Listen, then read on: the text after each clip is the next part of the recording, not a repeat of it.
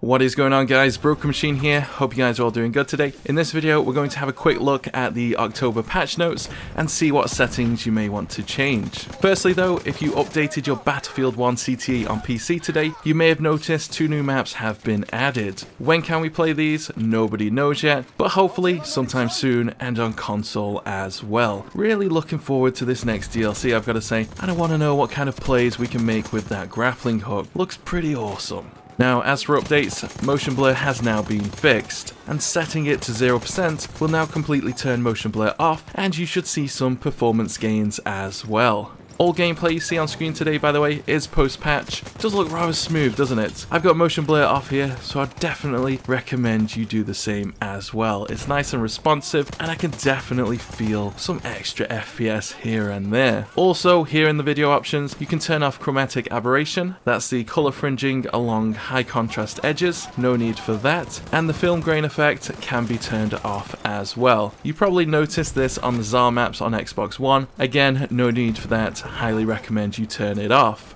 In the control options, you can now set bayonet charge to press or hold. Personally, I have this on hold. I don't bayonet very often, so this works for me. Also, operations has been added to the server browser, so you can search for games here, find servers closer to you for the best connection, and which ones have room for your friends to join in on as well. If you're not using the server browser at this point, what the hell are you doing? It's incredibly helpful, and it helps you avoid those laggy servers all the way across the other side of the world.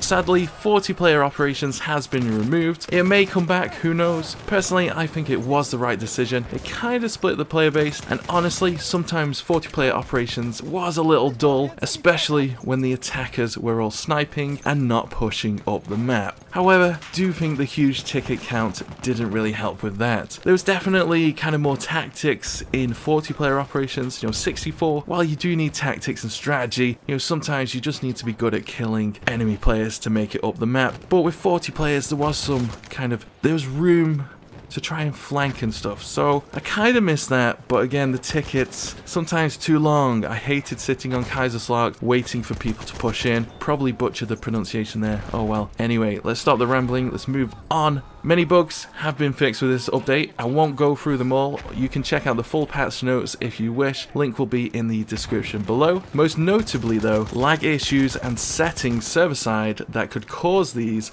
have now been resolved. That annoying bug where you couldn't aim after throwing a smoke grenade has been fixed as well. That was awesome.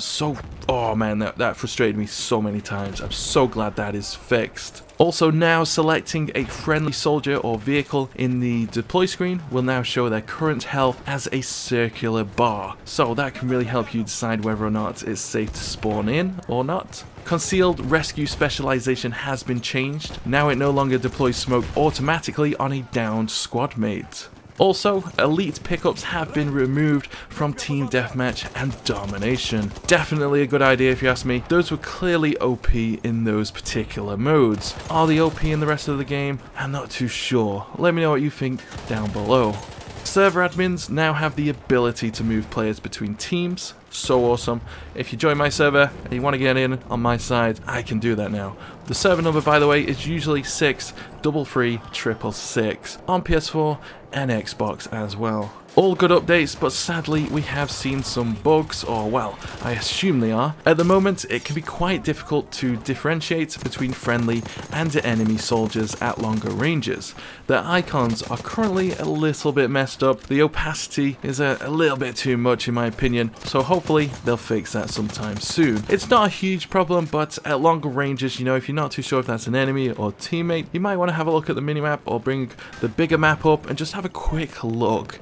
That's definitely going to have to be the way to play at the moment. Anyway, that's about it. There are of course many other changes, but in these videos I like to go over those that are most noticeable and have a much larger effect on the overall gameplay. Link in the description will take you to the full patch notes on the Battlefield website if you want to go check out all of them, and well, that's it. So let me know your experiences of the updates so far. Hopefully we'll get to test out those new maps sometime soon and on console as well. That would be awesome, guys. If you're watching, please bring it to console CTE. I do have a PC, but like many of my console friends, they don't, and they'd love to test out the new maps ASAP. We realize that you can't push out updates all the time, but, you know, can we get the maps? I'm sure that's possible.